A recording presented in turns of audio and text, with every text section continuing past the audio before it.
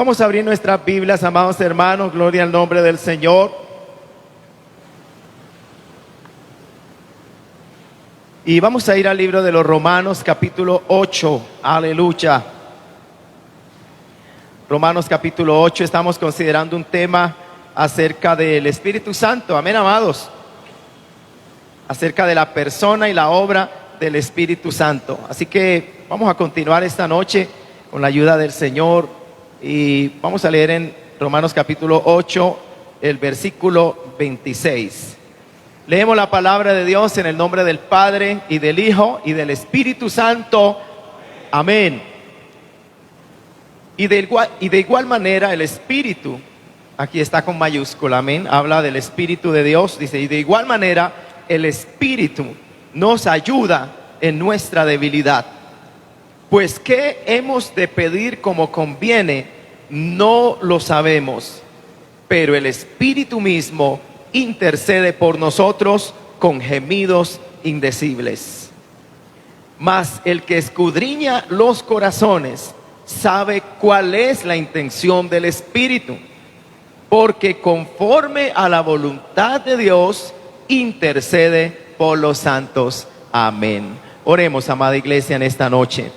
Padre, te damos gracias una vez más en el nombre de Jesús, cuando nos permite, Señor, el gozo, el privilegio de reunirnos, de congregarnos en tu nombre, con el fin de exaltar, de bendecir, de honrar y de glorificar tu santo nombre. Gracias por traernos a tu casa, por congregarnos en este santo lugar, por los hermanos que observan a la distancia. Más que observar, ellos participan del culto desde sus hogares, también oran y cantan con nosotros, y ahora escuchan tu palabra con nosotros. Háblanos y enséñanos tu verdad en esta noche. Derrama de tu Espíritu Santo sobre nosotros, Padre amado, y enséñanos tu verdad. Llénanos de tu gracia, ilumina nuestro entendimiento, enséñanos tu verdad, glorioso Espíritu de Dios. Te damos gracias porque tu palabra es la verdad, y en esta noche nos sentamos a oír esta palabra, a escuchar, a escudriñar esta palabra. Enséñanos, divino Maestro, enséñanos, Espíritu Santo. Como oramos siempre, ilumina el texto sagrado delante de nuestros ojos, ilumina nuestro entendimiento y enséñanos tu verdad, para gloria de tu nombre y bendición de nuestras almas como iglesia del Señor. Padre, te lo pedimos dándote gracias en el nombre de Jesús. Amén y amén. Gloria a Dios. Pueden tomar asiento, amados hermanos. Vamos a estar atentos a la palabra del Señor. Por favor, los celulares no es el tiempo de usarlos, no es el momento de usar el celular en el templo, no. Ese es el momento de participar del culto y de oír la palabra del Señor. Amén, amados hermanos. Es bueno repetirlo, hermano, porque aquí en la casa del Señor estamos aprendiendo, y es bueno aprender qué es la casa del Señor y cómo es nuestra conducta, nuestro comportamiento en el templo. Hablo del templo, de la casa del Señor, más todavía cuando se está celebrando culto a Dios. Amén, amada iglesia. Eso no debemos perderlo, eso hay que mantenerlo. ¿Sabe cómo empiezan las grandes caídas? Con pequeñas cosas. Cuando nosotros empezamos a obviar, a ignorar, a pasar por alto pequeñas cosas, vamos en busca o en dirección a una gran caída. No sé si usted sabía eso. Entonces alguien insistirá: pastor, usted se detiene a veces en detalles. No importa, amado hermano. Si pasamos por alto los detalles, si empezamos a considerar que son cosas pequeñas y las descuidamos, vamos a tener después un problema grande. Toda caída tiene un comienzo, amada iglesia. Y como muchos pastores han enseñado, nadie cae así de la noche a la mañana. Cuando cae es porque de hace tiempo atrás ya la persona está siendo erosionada desde adentro. Ya la caída viene. Solo falta es ver el, perdónenme la expresión popular, ver el porrazo. Amén, amada iglesia. ¿Cuánto bendecimos al Señor? Y usted sabe que muchos concilios hoy no son ni la sombra de lo que fueron, y empezaron así con pequeñitas cosas a ceder en aspectos tan elementales, tan básicos como la reverencia en la casa de Dios, como la consagración de los que participan en el altar. Para mucha gente estas cosas es molestar, es incomodar, es detenerse. No, amado hermano, alabado sea el Señor. La Biblia dice que las pequeñas zorras echan a perder la viña, y son pequeñas. Y otros versículos de la palabra, una pequeña locura hace necio al sabio. Una pequeña mosca hace heder el perfume del perfumista. Y comenzamos con pequeñas cosas. El estado de la humanidad hoy día, como se encuentra el ser humano, lo que estamos viviendo delante de nuestros ojos hoy a nivel nacional, más que en otras épocas de la historia de Colombia, es el pecado en toda su manifestación. El egoísmo, el desenfreno, el pecado que se exterioriza en la vida del ser humano en ira, en violencia, en odio, en contienda. En un egoísmo donde solo pienso en mí y en mis derechos sin importarme la vida de los demás. O que otros no piensen como yo pienso. Alabado sea el Señor. Todo eso son manifestaciones del pecado. Yo no sé si usted lo sabía, amado hermano. Esas no son manifestaciones de Dios ni del Espíritu de Dios. Por eso el pueblo cristiano, decimos una y otra vez, insistimos, hermano, es diferente. Su conducta, su comportamiento. Alabado sea el nombre de Cristo para siempre. Amén, amada iglesia. Gloria al Señor. Entonces hay que tener mucho cuidado con estas cosas. Pero volvamos al texto, amados hermanos, porque estamos hablando acerca de la obra del Espíritu Santo en la vida del creyente en particular. Lo que vamos a ver estos versículos que mencionábamos o leíamos esta noche, porque estamos hablando de la personalidad, de la obra y de la persona del Espíritu Santo. Hemos mencionado que el Espíritu Santo ordena, habla, testifica, enseña. Amén, aunque no logramos desarrollar todo ese punto, pero ya estuvimos meditando por unos días en esa partecita. El Espíritu Santo enseña. Ahora, esta noche, en los versículos que hemos leído, vemos otra actividad del Espíritu Santo. Yo creo que usted ya se imagina o ya sabe cuál es por los versículos que leímos, pero allí claramente la Biblia está declarando que el Espíritu Santo intercede. Amén, intercede. Bueno, yo creo que todos entendemos el significado de la palabra interceder.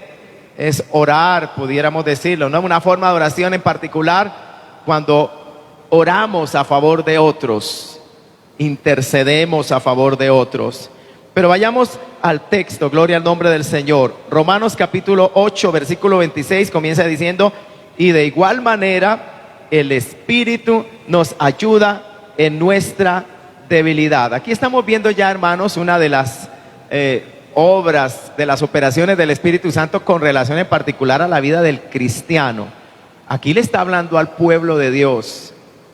Esto que va a describir Pablo por la inspiración del Espíritu Santo, escribiendo a los romanos, esta obra del Espíritu Santo se efectúa en el corazón de los creyentes, de los que son de Cristo, de los que han nacido de nuevo, de los que han sido lavados, regenerados, transformados por el Espíritu Santo y tienen una vida nueva y ahora forman parte del pueblo de Dios, son hijos de Dios.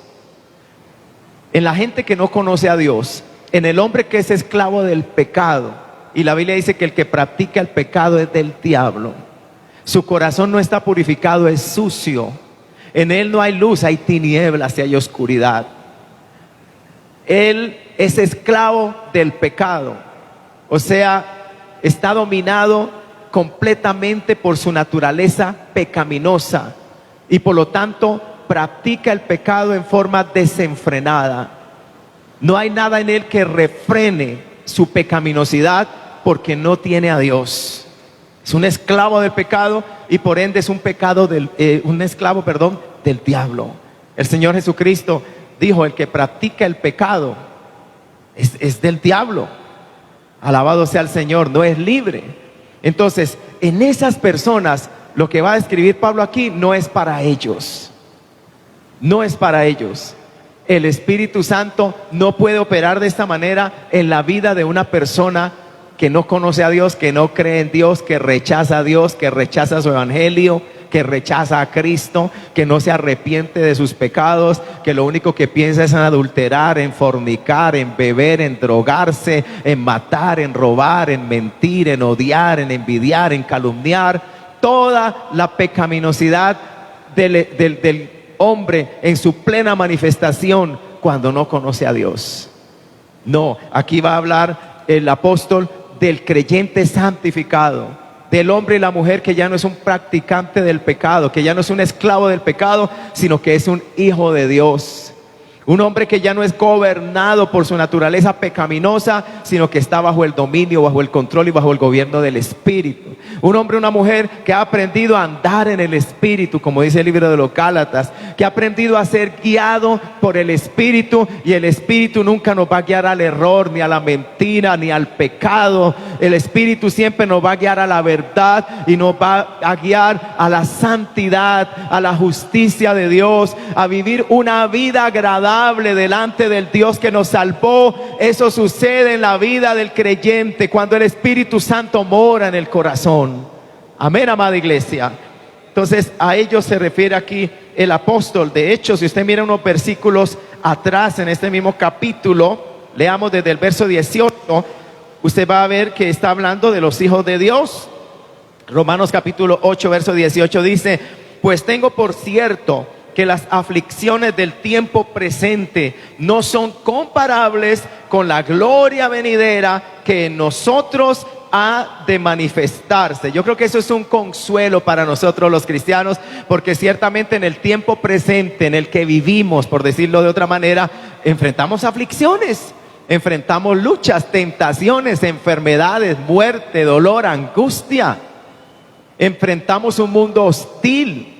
Enfrentamos un mundo que aborrece a Dios, que aborrece la verdad, que cuando usted vive para Dios se burlan de usted, que cuando usted habla la verdad enloquecen, se llenan de ira y hasta odian, porque no aman la verdad, aman la mentira y no quieren oír la verdad, porque la verdad los expone, la verdad los saca a luz, la verdad muestra la pecaminosidad de sus vidas, su inmoralidad, su falsedad, su corrupción. Y si hay algo que al ser humano no le gusta en su naturaleza carnal y pecaminosa, es que se le señale su maldad, su iniquidad, su injusticia. Él querrá verla en todos, menos en él mismo, menos en ella misma. Y querrá es justificar su estilo de vida. Alabado sea el Señor. Y eso es lo que estamos viendo hoy en las calles de nuestra nación y en toda sociedad mundana, en cualquier lugar del mundo. Una sociedad que reclama sus derechos, pero que cuando usted analiza son derechos para vivir una vida sin Dios, derechos para que no se le juzgue su pecado, su condición inmoral, su corrupción, su injusticia. No importando si queriendo vivir mis derechos pisoteo los derechos de otra persona. Y aparte de que se hablan tanto de derechos, amados hermanos, a veces yo me pongo a pensar, ¿y dónde quedan los derechos de Dios? Porque aquí el ser humano solo piensa en sus derechos, es humanista. Amén. Su ídolo es su propio ego, su propio yo. El ser humano hoy en la sociedad en general, en todo el planeta, en toda nación, sea Europa, sea en los Estados Unidos, Norteamérica, lo que se busca es la exaltación del hombre, la exaltación plena, máxima, por decirlo así, de la humanidad del hombre. Pero Dios no está en sus pensamientos. De hecho, la sociedad de hoy ya no cree ni acepta las verdades absolutas. Y cuando hablo de la verdad absoluta, hablo de la verdad de Dios, porque la única verdad absoluta es la verdad de Dios. Pero ellos la rechazan, niegan la existencia de Dios. Y ahora se habla de una verdad relativa, de una realidad, de una verdad, quizás muchas veces influenciada o acorde a las circunstancias, a la cultura, a las tradiciones, al estilo de vida, al sentir del pueblo, al sentir de la comunidad. No importa si lo que para una comunidad es corrupto y es desagradable a los ojos de Dios, para ellos no les importa. Ellos quieren imponer su propia verdad. Alabado sea el nombre del Señor. Pero para lo que para unos es verdad, es probable que para otros no lo sea. Entonces hay una sola verdad absoluta. Hay una sola verdad, y en el caso de nosotros los cristianos, que nos une, no nos divide. En los caminos del Señor no se trata de mi propia verdad, se trata de la verdad de Dios, se trata de qué Dios dice. Recuerde que el Señor Jesús es la verdad, el Espíritu es el Espíritu de verdad, la palabra es la palabra de verdad y Dios es el Dios verdadero. A su nombre sea la gloria. Entonces nosotros somos un pueblo bendecido, privilegiado, porque al ser verdad incluidos en la familia de Dios por la obra del Espíritu Santo, porque hemos sido adoptados a la familia de Dios cuando no éramos familia de Dios, éramos esclavos del pecado, éramos hijos de desobediencia por naturaleza, porque ningún ser humano nacido en la tierra es hijo de Dios por naturaleza. Podremos decir es creado por Dios y por creación podremos decir es hijo de Dios porque Dios lo creó. En ese sentido tal vez se podría utilizar ese término o esa expresión hijo de Dios. Pero no es hijo de la familia de Dios, no es hijo de Dios por adopción porque su naturaleza es contraria a Dios, su naturaleza es pecaminosa. Y sabemos, hermanos, que el Evangelio nos enseña que a través de la fe en Jesucristo y el arrepentimiento llega nuestra salvación, el perdón de nuestros pecados, somos transformados, somos hechos nuevas criaturas, somos nacidos de nuevo con una naturaleza, dice la palabra del Señor, que se nos hace participantes de la naturaleza divina, que ahora tenemos vida eterna y la evidencia de que tenemos la naturaleza de Dios o que estamos participando de la naturaleza divina y la evidencia de que tenemos vida nueva es el estilo nuevo de vida que estamos viviendo desde el día en que Él nos salvó. Alabado sea el Señor. No vivimos como los muertos que no tienen a Dios. No vivimos como los que están muertos espiritualmente, que aman su pecado. Vivimos ahora como quien tiene a Dios, como quien tiene la vida de Dios. Y por lo tanto ama la justicia, ama la santidad, ama a Dios y aborrece el pecado. Alabado sea el Señor. Por eso podemos llamarnos, por la gracia de Dios, hijos e hijas de Dios, amada iglesia. A su nombre sea la gloria para siempre. Hermano, y si tú eres hijo, si tú eres hija de Dios, debes vivir diferente. No puedes vivir, ni pensar, ni andar como los que no conocen a Dios, como la sociedad que nos circunda, que nos rodea, y obedecer e imitar su estilo de vida, sus mismas palabras, sus mismas ideologías, su misma manera de pensar. No, somos un pueblo rescatado del mundo, separado del mundo. Somos el pueblo de Dios y el pueblo de Dios piensa diferente porque ahora tenemos la mente de Cristo. Ahora nuestra mente ha sido renovada, dice la palabra del Señor, para ya no conformarnos más al mundo. Gloria a Dios para siempre, amada iglesia. Esa es la continua lucha, amada iglesia. Esa es nuestra continua batalla mientras perseveramos aquí. Que nosotros vamos de paso, que nosotros no somos de aquí, que nosotros tenemos una ciudadanía nueva. La ciudadanía nuestra está en los cielos, de donde también esperamos a nuestro Señor y Salvador Jesucristo, dice la Sagrada Escritura. Y que un día nuestro cuerpo será transformado, nuestro cuerpo de humillación, para que sea conforme al cuerpo de la gloria suya, al cuerpo glorificado del Señor. Alabado sea Cristo para siempre. Pero mientras vivimos aquí, hermano, hay hostilidad, hay una lucha, hay aflicción. A nadie, el mundo no nos aplaude por ser cristianos. Ningún impío, ningún adúltero,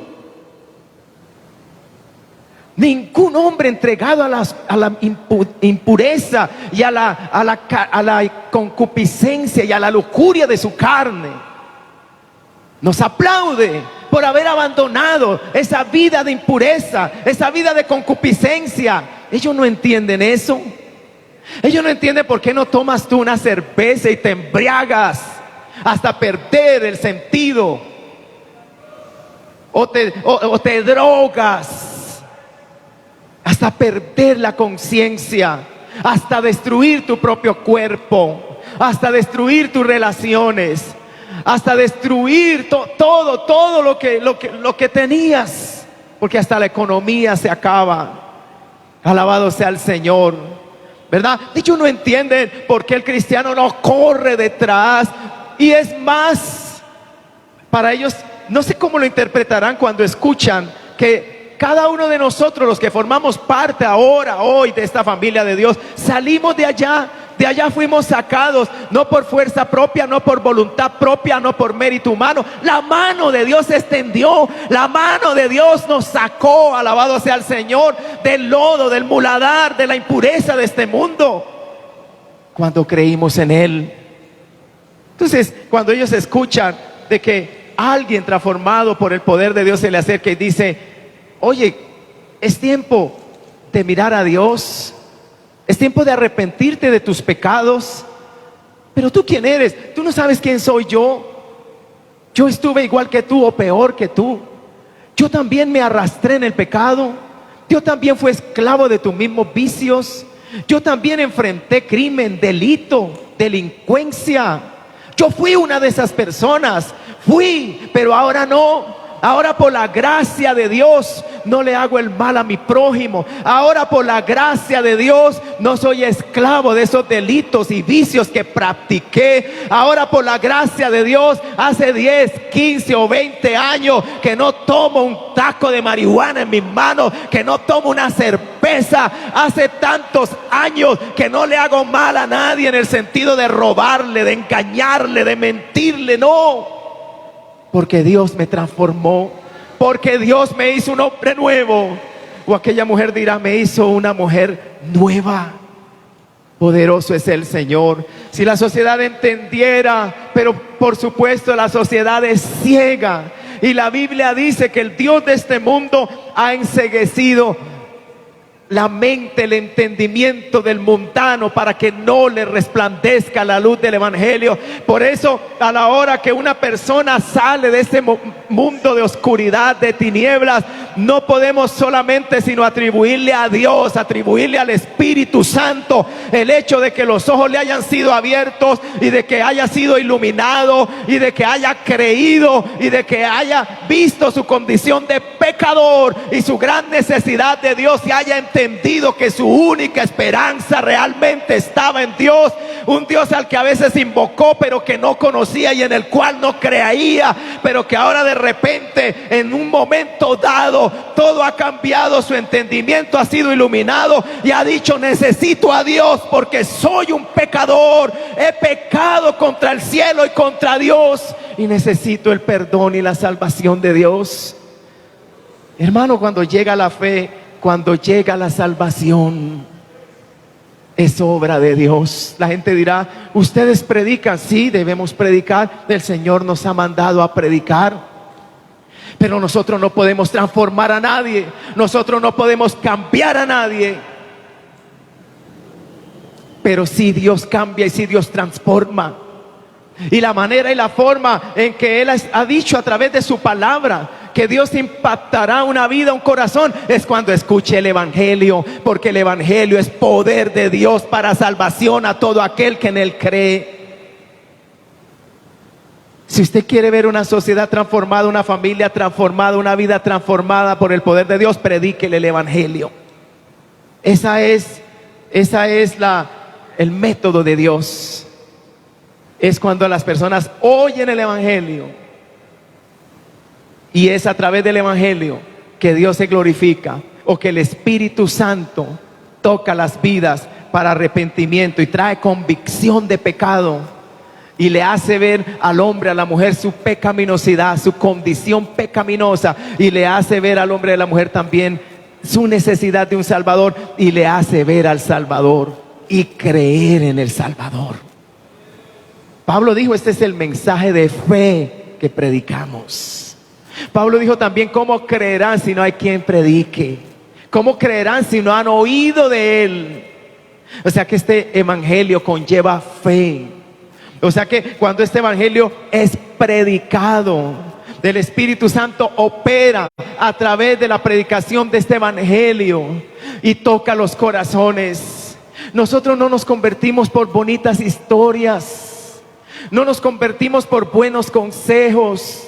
No nos convertimos por la bondad de la gente, nos convertimos por el Evangelio de Cristo, nos convertimos por la gracia de Dios, nos convertimos por la obra del Espíritu Santo. Nosotros que conocemos eso, hacemos bien entonces cuando compartimos la palabra, sea en privado, sea en el hogar, sea en el templo o sea en un culto al aire libre, porque entonces nos estamos convirtiendo en instrumentos de Dios para que se ponga en marcha ese proceso divino a través del cual Él va a intervenir para tocar los corazones y salvar las almas, y llamar al arrepentimiento y traer fe al corazón del pecador para que crea en el Hijo de Dios y se arrepienta y se convierta y nazca de nuevo. Alabado sea el Señor. Esa es la gloria que Dios nos ha entregado a nosotros como iglesia, más que cualquier actividad social, más que edificar templos, más que dar de comer o de vestir, aunque eso es parte también de la obra de la iglesia. Pero es cuando se predica el Evangelio que Dios salva, que Dios transforma, que Dios regenera. Es el medio, amada iglesia.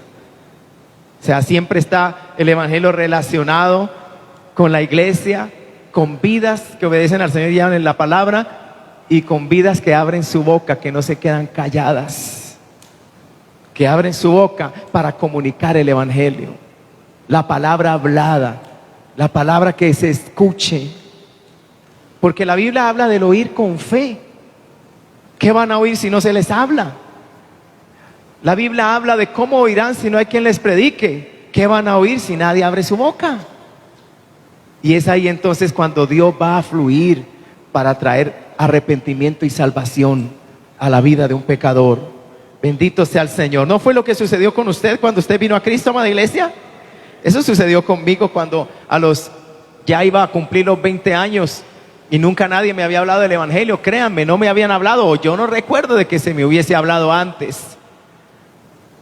Y como a veces he compartido esa parte de mi conversión, como después de haber orado en casa y haber tenido una experiencia, bueno, yo no sabía qué era orar, porque yo no conocía a Dios, pero ese día le pedí a Dios con angustia en la casa donde vivía, al lado de mi madre y mis hermanos. Y como después, amados hermanos, en esa plaza de mercado en San Francisco, por primera vez oí el Evangelio. Increíble, en una plaza de mercado. Y desde el momento en que oí esa predicación del Evangelio, ya no pude alejarme, no pude resistirlo, no fui capaz, hermanos, de huir. Aunque en mi naturaleza humana y carnal en un momento quise huir y decir: olvídate de esto no es para mí. Pero algo más fuerte me retenía y me hacía anhelar. Y sentí algo muy dulce, muy especial cuando oía el Evangelio. ¿Qué iba yo a saber que era la voz de Dios hablándome a través de esa palabra? Y utilizando a una persona que yo no conocía, que ni siquiera me había venido a buscar, porque eso fue, por decirlo así, accidental. Como yo escuché el Evangelio por primera vez, nadie acudió a mí, sino que Dios, sin yo saberlo, utilizando las circunstancias familiares, me llevó a ese lugar. Algún día lo explicaré con más detalle, aunque algunas veces ya lo he compartido, el por qué sucedieron las cosas. Pero estando yo allí, me vine a encontrar con quien no conocía y a quien menos yo esperaba, buscando un apoyo, una ayuda económica, en el sentido de poder trabajar, laborar o conseguir algo para ayudar en la casa por el momento que estábamos pasando. ¿Qué iba yo a saber que lo que iba a encontrar allí era otra cosa mucho más importante que unas monedas, que unos billetes? ¿Qué iba yo a saber que lo que iba a encontrar allí era un tesoro más valioso que todos los tesoros del mundo? Alabado sea el Señor. ¿Qué iba yo a saber que el tesoro que me iba a ser revelado, la bendición, la gracia que me iba a ser dada para salvación, valía más que toda la cantidad de dinero que usted se pueda imaginar, que de todas formas pasa, perece, y que no puede traer perdón de pecados, ni salvación, ni puede traer paz, ni consuelo al corazón, al alma del ser humano, porque cuantos teniéndolo todo mueren y perecen miserablemente, sin Dios y sin esperanza, sin salvación, aunque mueran con sus bolsillos llenos de plata, o aunque mueran ebrios, gordos de todo lo que desearon y pudieron obtener, pero murieron sin paz, sin Dios, sin perdón, sin salvación.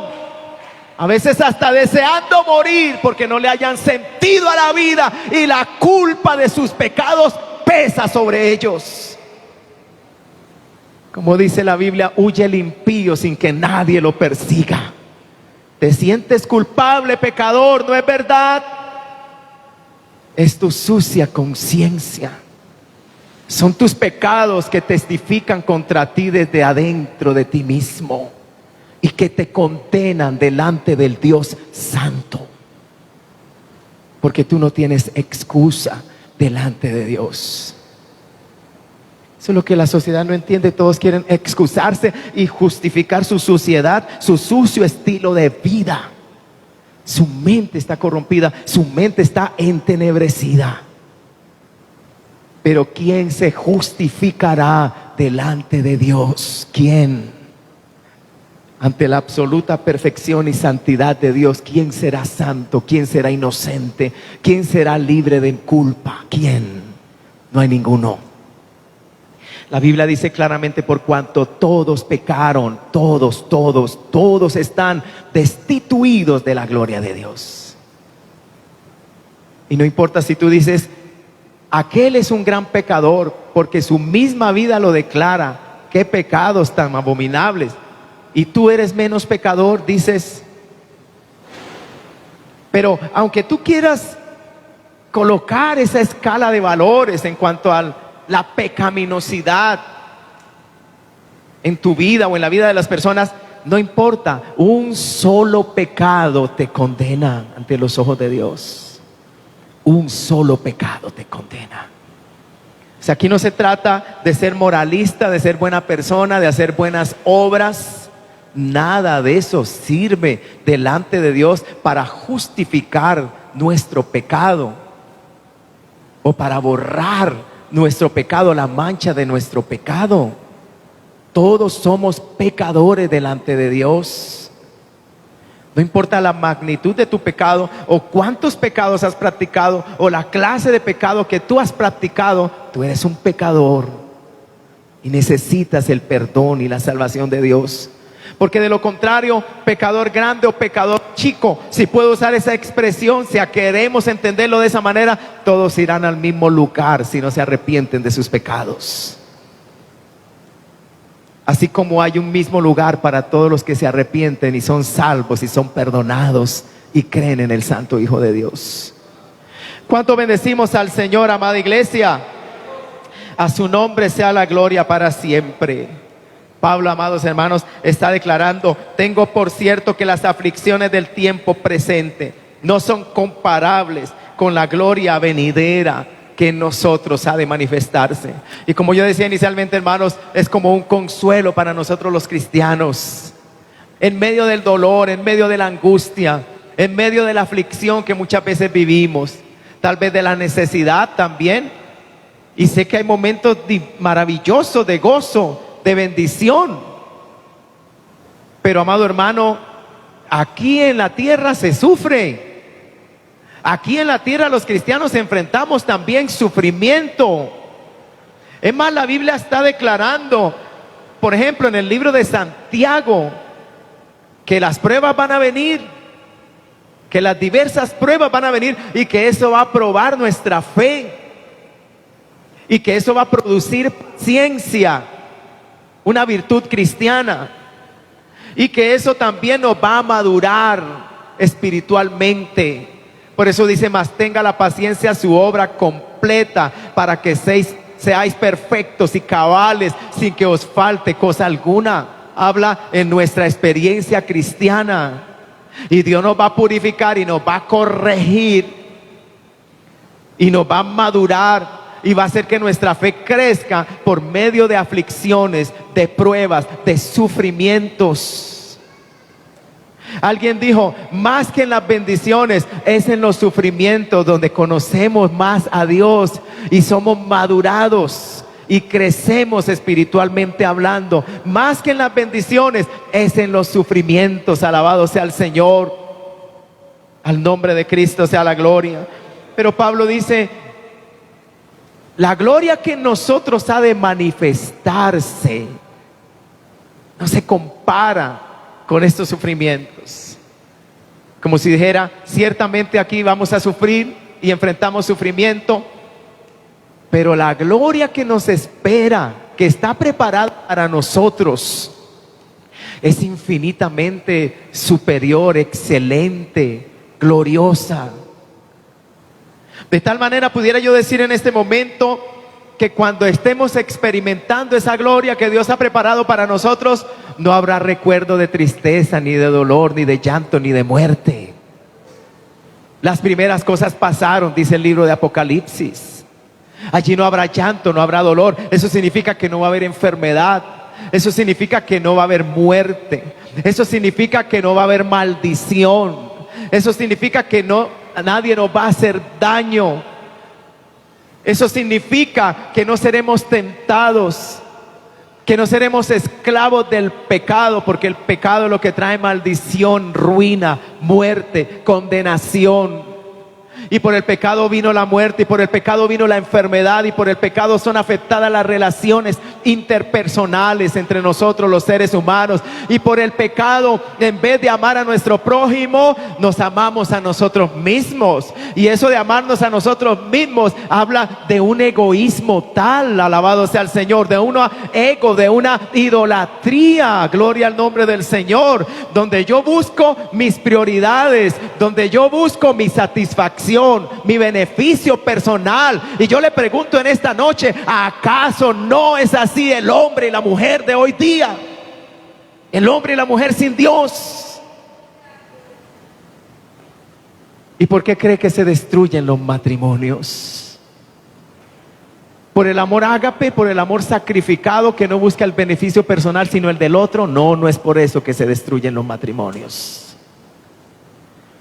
Los matrimonios se destruyen por el egoísmo. Los matrimonios se destruyen porque yo quiero imponer mi ley, mis derechos, mi voluntad. Porque yo quiero que se haga como yo quiero. Imagínese dos voluntades enfrentadas así en el seno de un hogar. Por eso el matrimonio se sostiene solamente cuando Cristo reina en los corazones del esposo, de la esposa. Porque cuando Él reina y nos humillamos a Él y decimos, Señor, hágase tu voluntad y no la mía, entonces no va a imperar la voluntad de Él o de ella. Va a reinar la voluntad de Cristo. Y aún siendo cristianos, ¿cuánto nos cuesta eso? Sabe, hace poco escuché a un pastor y estamos hablando los domingos del fruto del Espíritu. Y dijo este pastor, un pastor muy reconocido, un hombre de Dios, amado hermano, me sorprende lo que dice. Dice, en mis primeros años yo creí que era muy espiritual hasta que me casé.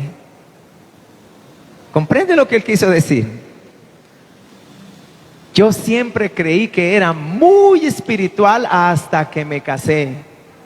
Porque una de las cosas que produce el matrimonio es sacar ¿quién soy yo de veras? Alabado sea el Señor. ¿Cuánto damos gloria a Dios? Y lo mismo sucede en el caso de la otra parte, sea la esposa, en el caso si es un varón, o sea el esposo en el caso si es la mujer. Entonces no importa si usted lo ve en la iglesia saltando, hablando en lengua, llorando, predicando, cantando, postrado en el piso, pero al siguiente día de pronto tienen una diferencia y una disputa fuerte en casa, donde brilla todo menos el amor cristiano, menos la paciencia, menos el control o dominio propio, que es el fruto del Espíritu. Y este pastor decía, yo creí que era espiritual hasta que me casé. Y entonces ahí comienza, amados hermanos, la verdadera briega en un sentido, lo mismo a veces con los hijos. Porque es entonces donde se va a desarrollar o vamos a buscar que se desarrolle en mí la capacidad de amar, de perdonar, la paciencia, la bondad, la templanza, el dominio propio. En mi propio matrimonio, en mi propio hogar. Poderoso es el nombre del Señor. ¿Cuántos bendecimos a Cristo? Hermano, el fruto del Espíritu va a brillar más, o se va a hacer más evidente en nuestras relaciones interpersonales. Porque, hermano, si yo me paro frente a esta pared o frente a una de las columnas del templo, ¡ay, qué fácil es amar esta pared!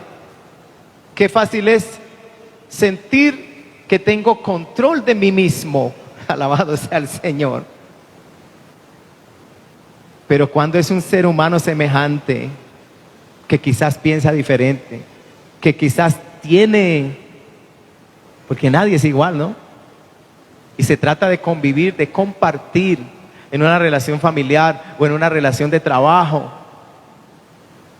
o aún a veces dentro de los ambientes de la iglesia. ¿Cuántas diferencias hay entre nosotros? Hablo en nuestra personalidad, en nuestro carácter. Y el único que nos puede igualar, que puede traer una armonía, es el Espíritu Santo, para que haya verdadera armonía y verdadera unidad dentro del cuerpo de creyentes. Bendito sea el nombre del Señor. Aún siendo nacidos de nuevo y aún teniendo al Espíritu Santo, sorprende, hermano, y duele escuchar cómo, bueno, yo he escuchado en algunas ocasiones estadísticas con relación a la tasa de divorcios. Oí hace poco en los Estados Unidos, y para sorpresa, la tasa de divorcios dentro de los llamados cristianos estaba casi al mismo nivel de la tasa de divorcios de los que se decían no ser creyentes. ¿De qué nos está hablando eso, amados hermanos? ¿Dónde queda Cristo? ¿Dónde queda la obra de Dios en los corazones de un hombre y de una mujer que se han unido ante un altar, ante el Señor, en un altar o ante una autoridad, para vivir juntos por el resto de sus días conforme la Biblia enseña, hasta la muerte? O sea, ¿dónde queda la obra de Dios, la obra del Espíritu Santo? ¿Por qué fracasan en esa magnitud, amada iglesia? ¿Porque prevalece el amor cristiano? ¿Porque prevalece el Espíritu Santo? ¿Porque prevalece Cristo? No.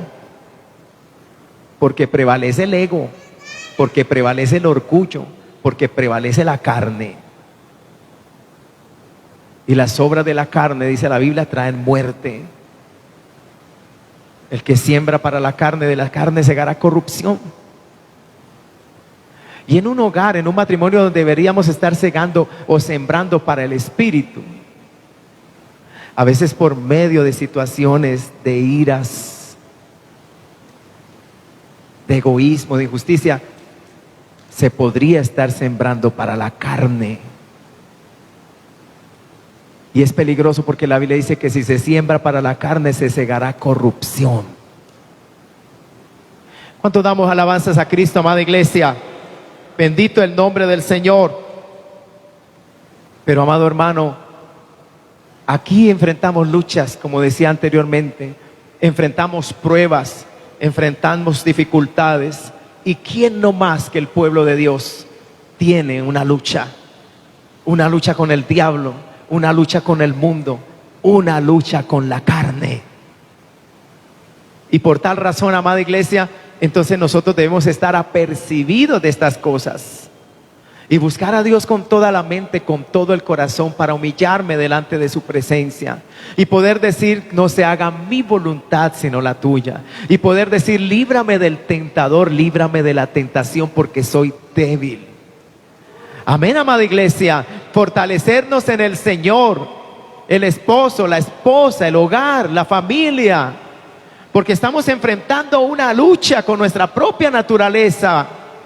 Estamos enfrentando una lucha contra el mundo, estamos enfrentando una lucha contra los placeres y deseos pecaminosos, estamos enfrentando una lucha contra el diablo que nos quiere tentar, que nos quiere destruir. Y la Biblia nos llama no solamente a orar, sino también a velar, a tener los ojos abiertos, a estar apercibidos, a ser entendidos de qué forma el enemigo puede tratar de entrar a mi vida, de entrar a mi hogar, de entrar a la familia.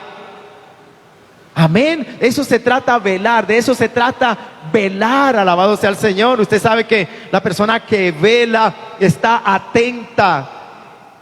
Un vigilante, por decirlo así, está atento, está observando con mucho cuidado y está considerando las posibles o de qué manera podría el enemigo llegar. ¿Cierto? ¿Hay alguna vía fácil de acceso, algún punto débil, vulnerable? Y se sabe, hermano, históricamente de ciudades que cayeron. Cuando usted estudia las cartas a las 7 iglesias del Asia Menor, se habla de una ciudad que estaba ubicada en una montaña elevada y rodeada solamente de unos desfiladeros agudos, que no había forma de penetrar esa ciudad. Mas sin embargo, en un grave descuido, una noche los ejércitos enemigos entraron y destruyeron la ciudad, tomaron control. ¿Sabe cómo? Subiendo literalmente uno por uno en hombros de otro de sus compañeros, hasta que el primero logró subir esa zona tan escarpada, ese acantilado tan peligroso, tan perpendicular.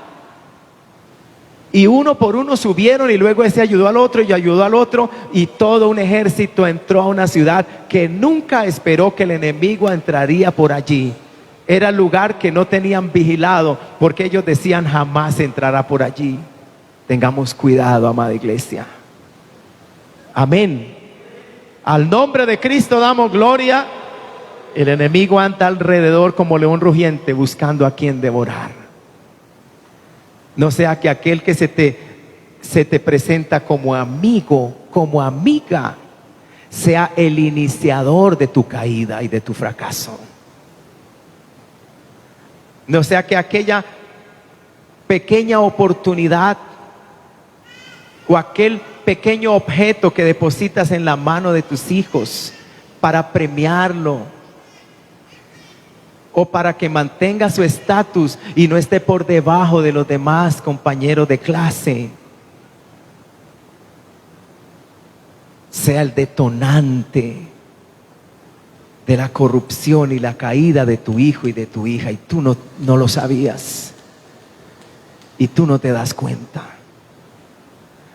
¿Acaso no tenemos una naturaleza débil, aún siendo cristianos? ¿Y acaso nuestros hijos, si no han tenido la experiencia de la salvación, no son naturaleza pecaminosa como cualquier otro?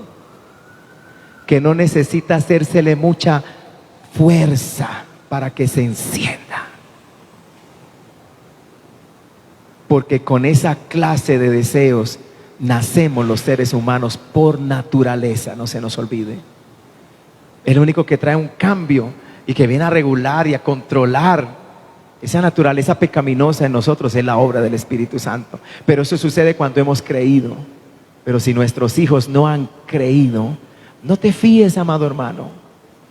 No te confíes. Y yo no te estoy mandando a ver a tus hijos de una forma quizás como no deban mirarlo, no. Pero te estoy hablando, no te fíes de su naturaleza. ¿Sabe que una vez, ya concluyo con esto, el hijo de un pastor le dijo a su papá: papá, ¿puedo salir con una joven de la iglesia? ¿Tú qué me aconsejas? Alabado sea el Señor. Y el padre le dijo: hijo, si yo fuera, tú no irías. ¿Perdón? Sí, van solos, por supuesto, esa es la razón. Si fuera tú, ¿por qué, papá? Tú no irías. ¿Por qué, papá? Si tú eres pastor, toda la experiencia que tú tienes. Porque yo me conozco a mí mismo, yo sé quién soy yo, hijo. Yo no confío en mí mismo, hijo. Y como yo con toda la experiencia que Dios me ha dado en su santo camino, no puedo confiar en mí mismo. No puedo creer que tú, o sea, en otras palabras, no puedo confiar en ti en esa área. A veces los hijos pelean por eso, no tienen confianza. Sí y no, porque conocemos esa naturaleza. ¿No es que nosotros somos hechos del mismo material? Y si vamos a mirar las estadísticas, son más los fracasos, ¿cierto?, que las victorias. Entonces uno le enseña, no, hijo, qué pena, pero eso no te lo puedo permitir. Estoy hablando de un pueblo santo de Dios. El pueblo que mora y vive de allá para afuera, ellos no entienden esto. Para ellos esto les parece locura. Ellos hacen como ellos quieren. Y ahí están las consecuencias. Hasta que la luz de Dios llegue y la salvación y cambie su manera de pensar y empiezan a vivir la vida santa, piadosa. Pero nosotros, el pueblo de Cristo, amados hermanos, tenemos la mente de Cristo, tenemos estas cosas bien claras y somos bien entendidos de la naturaleza pecaminosa, de la naturaleza del tentador, de las artimañas del diablo, de nuestra debilidad humana. Somos bien conscientes de eso. Nosotros no somos niños de kinder. Yo no sabía, nadie me dijo, tú no te conoces a ti mismo. Tú no sabes potencialmente cuáles son tus debilidades y peligros. No sabes lo que deseas en tu corazón y en tus pensamientos. No lo sabes. Tú lo sabes. Y como ser humano, amado hermano, uno debe entonces tener ese control, como cristiano, ese control, ese cuidado de no dar lugar al diablo ni a los deseos de la carne. Amén, amados hermanos. ¿Cuánto damos gloria a Dios? Vamos a estar de pie, amados, para dar gracias a Dios por su palabra. Cuidémonos, hermanos queridos, cuidémonos. El Señor nos cuida, pero también nosotros debemos cuidarnos a nosotros mismos. Hablo en un sentido espiritual, en un sentido moral. Que Dios nos ayude y tenga misericordia de nosotros. Oremos. Padre, te damos gracias en esta noche al permitirnos estar en el templo declarando tu santa palabra. Enséñanos cada día más tu verdad, a entender el texto sagrado, tu mensaje santo, a desarrollarlo, a escudriñarlo, Señor, y así entender el texto, la palabra, para edificación de nuestras almas, para edificación de la iglesia que se congrega, de los hermanos que llegan al templo o nos escuchan muchas veces a la distancia, hermanos y amigos que también participan de esta manera del culto y de la palabra. Ayuda a tu pueblo, Padre amado, y sosténnos en esta hora difícil que enfrenta la humanidad, que enfrenta nuestra nación. Afirma nuestros pasos en ti, nuestro corazón en ti. Enséñanos tu verdad, afírmanos en la fe, Rey poderoso.